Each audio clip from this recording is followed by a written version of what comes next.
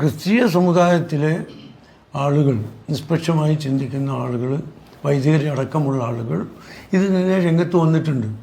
അവരിപ്പോൾ പറഞ്ഞുകൊണ്ടിരിക്കുന്ന മുനമ്പം വിഷയവും ഈ ബില്ലും ഈ നിയമവും തമ്മിൽ യാതൊരു ബന്ധവുമില്ല എന്ന് ക്രിസ്തീയ സമുദായത്തിൽ തന്നെ ഉന്നതരായ ആളുകൾ പറഞ്ഞിട്ടുണ്ട്. ബന്ധമുണ്ട് എന്ന് ആ സമുദായത്തിലെ ചില ആളുകളും പറഞ്ഞിട്ടുണ്ട്. രണ്ടും നടക്കുന്നുണ്ട്. ഞങ്ങളെ സംബന്ധിച്ചിടത്തോളം ഒരു സമുദായത്തോടും വിരോധമില്ല.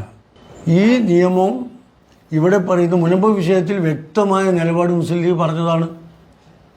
ആ നിലപാടിൽ ഉറച്ചു നിന്നുകൊണ്ട് തന്നെ വഖഫ് നിയമവും മുനമ്പ് വിഷയവും തമ്മിൽ യാതൊരു ബന്ധവുമില്ല, അതിനെ ഒരു നിലത്തിലും സഹായിക്കാനോ സഹായം ഇല്ലാതാക്കാനോ ഈ നിയമത്തിന് സാധിക്കില്ല എന്ന് വളരെ വ്യക്തമായിട്ട് പറഞ്ഞിട്ടുണ്ട്. അതാണ് ഞങ്ങൾ പറയുന്നത്. അത് ചെയ്യേണ്ട ഞങ്ങളാണ് അധികാരത്തിലിരുന്നതെങ്കിൽ സമവായത്തിലൂടെ തീരുമാനം ഉണ്ടാക്കാൻ എളുപ്പമായിരുന്നു, ഞങ്ങൾ ചെയ്യുമായിരുന്നു. ഇതിപ്പോൾ അധികാരത്തിലിരിക്കുന്നത് അധികാരം മുഴുവൻ ഗവൺമെൻറ്റിൻ്റെ കയ്യിലാണ്. ആ സംസ്ഥാന ഗവൺമെൻറ് അതിൽ ഇടപെടുന്നില്ല എന്നുള്ളത് മനസ്സിലാക്കാനും തീരുമാനമെടുക്കാതെ നീട്ടിക്കൊണ്ടു പോകുന്നത് കേരള ഗവൺമെൻറ്റാണെന്ന് ബോധ്യപ്പെടാൻ കേരളീയ പൊതുസമൂഹത്തിന് സാധിക്കും എന്നാണ് ഞങ്ങളുടെ വിശ്വാസം. ഇത് നീട്ടിക്കൊണ്ടുപോയി വിവിധ സമുദായങ്ങൾ തമ്മിൽ ഭിന്നിപ്പിക്കുക എന്നതാണ്, ഭിന്നിപ്പിച്ച് വീണ്ടും അധികാരം നേടാനുള്ള ശ്രമത്തിൻ്റെ ഭാഗമായാണ് ഇടതുമുന്നണി ഈ പ്രശ്നം, മാർക്സിസ്റ്റ് പാർട്ടി ഈ പ്രശ്നം പരിഹരിക്കാതെ നീട്ടിക്കൊണ്ടു പോകുന്നത്. വഖഫ് ഭൂമി ഏതാണ് എന്ന് നോക്കിയിട്ട് അത് വഖഫായി തന്നെ നിലനിൽക്കണം രാജ്യത്തുള്ള നിയമം അനുസരിച്ച്. അതെന്താ സംശയം? കയ്യേറ്റങ്ങൾ ഉണ്ടായിട്ടുണ്ടെങ്കിൽ അത് വഖഫിന് അവകാശപ്പെട്ടതാണെങ്കിൽ വഖഫിന് കിട്ടണം നീതിപൂർവം. ആരുടേതും ഇപ്പോൾ എൻ്റെ ഒരു ഭൂമിയാണെങ്കിൽ വേറൊരാൾ കയ്യേറ്റം ചെയ്തിട്ടുണ്ടെങ്കിൽ അത് തിരിച്ചു കിട്ടണ്ടേ? വഖഫിന് മാത്രമല്ല, എല്ലാ ഉടമസ്ഥാവകാശത്തിൻ്റെയും അടിത്തറ അത് തന്നെയാണ്. പൊതു സമൂഹത്തിൻ്റെ, പ്രത്യേകിച്ച് മതേതര സമൂഹത്തിൻ്റെ പിന്തുണ ഇതിനുണ്ട് ഇപ്പോൾ.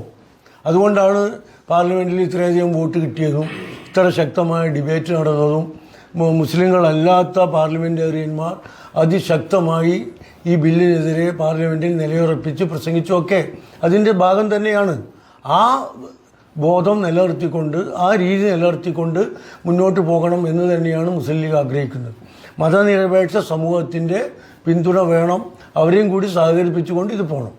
അല്ല, ഞാൻ ചോദിക്കട്ടെ, വഖഫ് ഭൂമിയിൽ വലിയ തോതിൽ കയ്യേറ്റം നടന്നിട്ടുണ്ട്.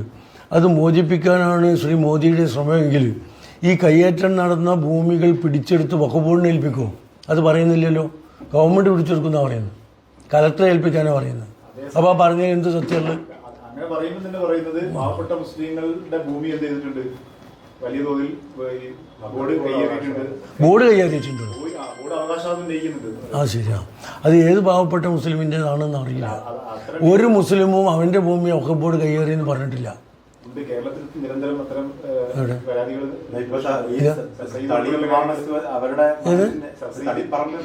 അവിടുത്തെ ഭൂമി വഖഫാണോ അല്ലയോ എന്നുള്ള തർക്കം ഹൈക്കോടതിയിലാണ്.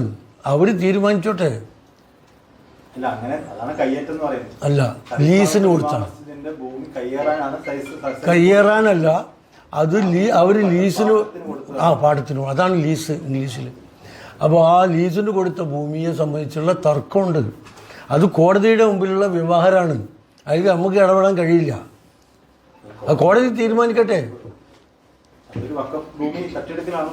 അല്ലല്ലോ, വഖഫ് ഭൂമി ആണോ അല്ലയോ എന്ന് കോടതി തീരുമാനിക്കട്ടെ. വഖഫ് ബോർഡ് ഭൂമിയാണ് എന്ന് തീരുമാനിച്ചു കഴിഞ്ഞാൽ സ്വാഭാവികമായും വഖഫിന് കൊടുക്കേണ്ടി വരും. ആ തീരുമാനത്തിന് വേണ്ടിയാണ് കോടതി പോയത്.